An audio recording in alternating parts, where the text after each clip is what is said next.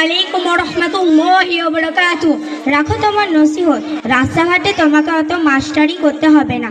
আমি এখন খুব ব্যস্ত আছি, যা কিছু বলা থাকলে তাড়াতাড়ি বলো। বলার জন্যই তো দাঁড়িয়ে আছি। আচ্ছা রূপসা, এত রোদ্রের সময় হাতে ব্যাগ নিয়ে মুখে মেকআপ করে কোথায় চললে? হ্যাঁ, তুমি জানো না সুমি, আজ শুক্রবার, তাই তেল পানি নিয়ে পীরের রওজায় যাচ্ছি। হায় আফসোস, জুম্মার দিনে পুরুষরা যায় নামাজ পড়তে, আর তুমি একই সময় পীরের রওজায় যাচ্ছ তেল পানি পড়তে। কেন, তোমার কি হয়েছে? আর বলো না সুমি, কত রোগ নিয়ে ভুগছি, কত ডাক্তার কবিরাজ হেকিম দেখালাম, কিছুতেই কিছু হচ্ছে না। তাই পাড়ার বয়স্ক মহিলারা বলল, হারওয়াই পীর আব্বাস আলীর মাজারে যা, মান্নত কর, 7 শুক্রবার তেল পানি ব্যবহার কর, দেখ তুই সব ঠিক হয়ে যাবে। তাই আমি 5 শুক্রবার গেছি, এখনো 2 শুক্রবার যাব। আচ্ছা রূপসা, তুমি পীরের রওজায় গিয়ে কি করো? সবাই যেরকম করে, পীর বাবার মাজারে গিয়ে বাতাসা, মোমবাতি, ধূপবাতি, গোলাপ পানি দিয়ে বলে, বাবা পীর সাহেব, রোগ নিয়ে তোমার কাছে এসেছি। বাবা পীর সাহেব, তুমি যদি আমার রোগ ভালো করে দাও, তাহলে তোমার নামে জোড়া খাসি জবাই করে গরিব এতিম মিসকিনদেরকেও খাওয়াবো। নাউজুবিল্লাহ, তুমি এইসব আগডুম বাগডুম কি বলছো? আগডুম বাগডুম বলছি মানে, তুমি তো বললে বাবার কৃপায় না মরে বেঁচে আছি, বাবা তুমি আমার রোগ ভালো করে দাও, এইসব বলছো কেন? যা পারলাম তাই বললাম, তাতে তুমি নাউজুবিল্লাহ বলো, যা পারো তাই বলো। এটাই তুমি ভুল করছো রূপসা। 100 ভাগের মধ্যে 100 ভাগ সত্য। একমাত্র সুস্থ করার মালিক মহান আল্লাহ, পীর বা অন্য কেউ নয়। এই জন্যই তো আমি বোরকাধারী মহিলাদেরকে একবারেই সত্য করতে পারলাম না। তুমি আমার পীর বাবাকে অপমান করলে। আস্তাগফিরুল্লাহ রূপসা, আমি তোমার কোনো পীর সাহেবকে অপমান করছি না। নিঃসন্দেহে পীর সাহেবরা আল্লাহ তাআলার প্রিয় বান্দা, অবশ্যই আমি তাদেরকে যথার্থ সম্মান করি। তার মানে এটা নয় যে পীর সাহেবরা আল্লাহ তাআলার সমতুল্য। আল্লাহ ছাড়া অন্য কারো ক্ষমতা নাই। রোগ ভালো করার এবং সন্তান সন্ততি দেওয়ার একমাত্র মালিক আল্লাহ রব্বুল আলামিন। তার মানে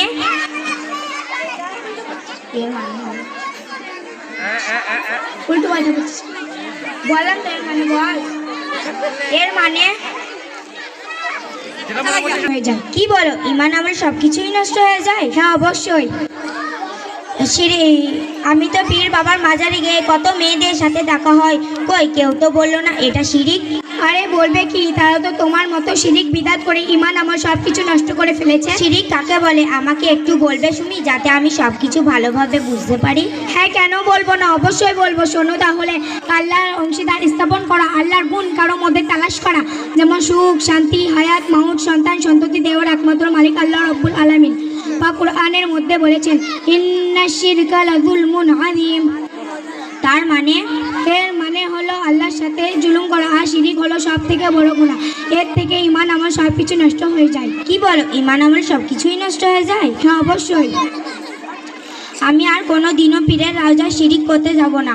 আগে যদি জানতাম এটা শিরিক, তাহলে কোনো দিনও পীরের রওজায় শিরিক করতে যেতাম না। আর আজ থেকে রোগ নিয়ে মরে যাব, তাও ভালো। শিরিক করে বেমান হয়ে মরতে চাই না। আর আজ থেকে তেল পানি থলি এই টিয়ার ঘাটে ছুঁড়ে ফেলে দিলাম।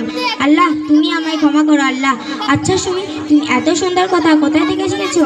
আমি বাংলা শিখার ভাষাভাষী শালাক থানা অন্তর্গত শেখপাড়া তালিমুদ্দিন দিনিয়াত মুনাজ্জাম মক্তব আছে, ওখান থেকে সব শিখেছি। আমাদের হুজুর সমস্ত রকম ইসলামিক বিধি বিধান কোরআন হাদিস সম্পূর্ণরূপে সঠিকভাবে শিখান। শুধু তাই নয়, পিতামাতার সাথে কিভাবে আচরণ করতে হয়, পিতামাতার প্রতি সন্তানের কি কর্তব্য আছে শিক্ষা দেন। কি সন্তানের আবার কর্তব্য আছে নাকি? হ্যাঁ অবশ্যই আছে। আমি তো জানতাম শুধু পিতামাতার কর্তব্য সন্তানকে ভালো স্কুলে পড়ানো, ভালো ড্রেস কিনে দেওয়া, স্কিম টাচ সাইকেল কিনে দেওয়া, স্কিম টাচ মোবাইল কিনে দেওয়া। না রূপসা, পিতামাতার তো অবশ্যই কর্তব্য আছে। সন্তানকে ভালো মানুষ হিসেবে গড়তে গেলে বাংলা শিক্ষার পাশাপাশি দিন শিক্ষা অবশ্যই প্রয়োজন। আর সন্তানের কর্তব্য পিতামাতার সাথে নমনীয়ভাবে কথাবার্তা বলা এবং তাদেরকে মন থেকে ভালোবাসা, এবং এক কথা কিঞ্চ পরিমাণে কষ্ট দেওয়া যাবে না। আচ্ছা সুমি, তাহলে তো আমি জীবনে অনেক গুনাহ করে ফেলেছি। এই গুনাহ থেকে বাঁচার কোনো রকম উপায় আছে? হ্যাঁ অবশ্যই উপায় আছে। এই গুনাহ থেকে বাঁচতে গেলে সর্বপ্রথম তোমার পিতা মাতার কাছে মন থেকে ক্ষমা চাইতে হবে এবং আল্লাহ রব্বুল আলামিনের কাছে অন্তর থেকে তওবা করতে হবে। আমি তো জানি না সুমি, তওবা করতে তুমি কি আমাকে একটু পড়িয়ে দিবে? হ্যাঁ, কেন দেবো না, অবশ্যই দেবো, খালিস মনে অন্তর থেকে বলো। আচ্ছা ঠিক আছে। ওয়ালা হাওলা ওয়ালা হাওলা ওয়ালা কুওয়াতা ওয়ালা কলকাতা। ওটা কলকাতা হবে না, ওটা হবে ওয়ালা কুওয়াতা ইল্লা বিল্লাহ বিল্লাহিল আলিয়্যিল আযীম ইল্লা বিল্লাহি ওয়ালা দিল্লি। আপনারা দেখছেন ও কিছুই পারে না। দেখো তোমাকে দেখে সবাই হাসছে। ওটা দিল্লি হবে না, ওটা হবে ইল্লা বিল্লাহিল আলিয়্যিল আযীম ইল্লা বিল্লাহিল আলিয়্যিল আযীম। সেজন্যই তো মক্তবে যেতে হয়, শুধু স্কুল কলেজে গেলেই হয় না। আমি মক্তবে যাই বলে সব শিখেছি, তুমিও মক্তবে যাবে, তাহলে সব শিখবে। আচ্ছা সুমি, আমিও কাল থেকে মক্তবে পড়তে যাব, আমিও সব কিছু শিখতে চাই। আচ্ছা সুমি, আমি তো একজন সুন্দর করে পড়তে পারলাম না, তুমি কি আমাকে একটু সুন্দর করে পড়িয়ে দিবে? অবশ্যই পড়িয়ে দেবো, পড়ো। ওয়ালা হাওলা ওয়ালা কুওয়াতা ইল্লা বিল্লাহিল আলিয়্যিল আযীম ইল্লা বিল্লাহিল আলিয়্যিল আযীম।